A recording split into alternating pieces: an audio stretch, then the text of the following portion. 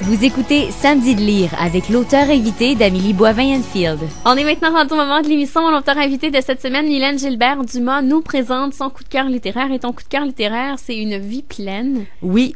De Kristen Kimball, c'est une journaliste américaine de New York. Et bon, je l'ai lu en anglais. En anglais, ça s'appelle The Dirty Life, comme une vie sale ou salissante. Là. Et ça me, bon, je vous disais tout à l'heure que j'aime ça, les gens qui prennent leur vie en main, qui changent leur vie et tout ça. Quand je suis sur la couverture en anglais, on voit la très belle jeune femme avec un poulet dans les mains. T'sais. Puis quand je suis arrivée, je l'ai acheté dans une petite librairie anglaise à Lennoxville, à côté de chez nous, qui s'appelle Black Cat Books. Et je suis rentrée, puis il était juste dans la vitrine, au bord de la porte, puis je dis, ça s'appelle Memoir of Farming, Food and Love. Bon, tu sais, c'est comme une espèce d'essai, si on veut, sur la vie sur une ferme, la nourriture, puis l'amour. Puis je dis, c'est tout à fait mon genre de sujet, ça. Alors, je l'ai ramassé, et j'ai lu ça, c'est une délectation. C'est autobiographique, et c'est la journaliste en question qui va faire un reportage chez un fermier bio aux États-Unis, au Massachusetts. Puis là, elle va le rencontrer, puis c'est le coup de foudre monumental. Mais elle, là, c'est la journaliste de New York, très jet-set, là, tu sais, qui rentre tard le soir et tout ça. Puis elle l'explique au début du livre. Elle dit, maintenant, elle dit, je me couche à l'heure où mes amis sortent veiller et je me lève quand elles rentrent d'aller veiller. Et c'est ça, c'était vraiment l'opposition quand elle a le coup de foudre pour ce fermier-là.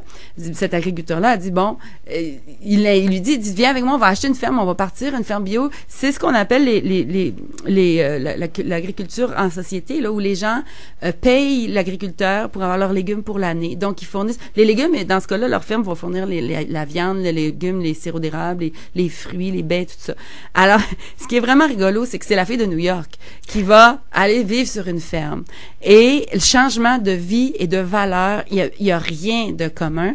Et elle est, comme nous, des gens de la ville, ignorantes et innocentes dans toutes les choses de la vraie vie sur une ferme. Puis c'est ça, c'est le bout qui est vraiment intéressant parce que on oublie, quand j'écrivais Sophie Parent, ça m'avait beaucoup frappé comment, à un moment donné, on oublie que la poitrine de poulet qu'on achète à l'épicerie vient d'un vrai poulet. Tu sais, on se pose comme pas trop la question. On n'a pas envie de rencontrer le poulet en question pour voir de quoi il y avait là. Alors, elle, dans son cas, c'est qu'elle revient à la racine. Puis ça, j'aime les changements de vie, mais j'aime aussi quand on est impliqué. Quand je disais que, les gens au Yukon, tu sais, probablement 80-85% des gens que je connais vont faire leur propre pain. Ils reviennent aux choses de base, être impliqués dans leur vie. Puis bon, mais dans ce cas-là, c'est exactement ça qu'elle découvre, tu sais. C'est l'agriculteur qui veut vivre de sa ferme. Il fait tout de façon artisanale pour pas s'endetter avec les machineries. Ces machineries coûtent très cher.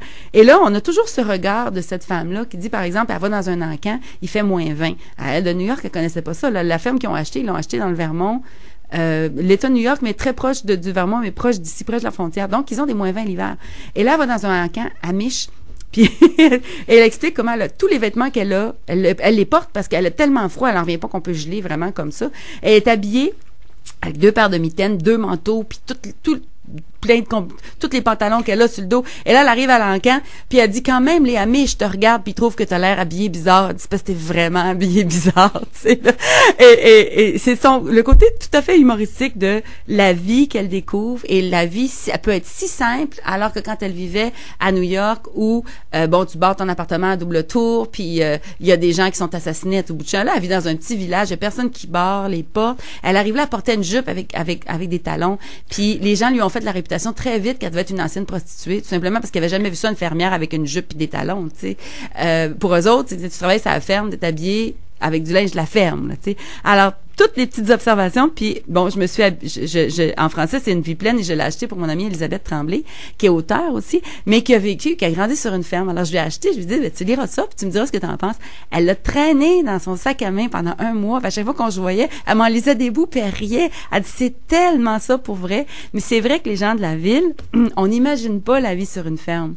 Tu sais, pour nous, on a une espèce d'image des arpents verts, là, un peu, là, où la vie est romantique, là, du fermier avec ses vaches et tout, dans son champ. Et bon, c'est pas exactement ça, tu sais. Puis je trouvais intéressant le courage de cette femme-là de dire, OK, je l'aime assez et j'ai tellement envie de faire cette vie-là que je laisse ma vie new-yorkaise. Elle a vendu son appart, elle a vendu ses meubles, tout ça, puis elle est partie avec lui, puis ils ont fondé une ferme. Et ils ne vivent que ça. Ils ont des enfants maintenant, tu sais. Mais c'est cette transformation-là que j'ai trouvée extraordinaire. Alors, ça s'appelle Une vie pleine. En forme poche, c'est chez 10-18, puis l'auteur s'appelle Kristen Kimball. Ben merci Mylène pour cette Bienvenue. belle suggestion littéraire et moi dans les prochains instants, je vais t'en présenter d'autres que j'ai lues cette semaine. D'accord.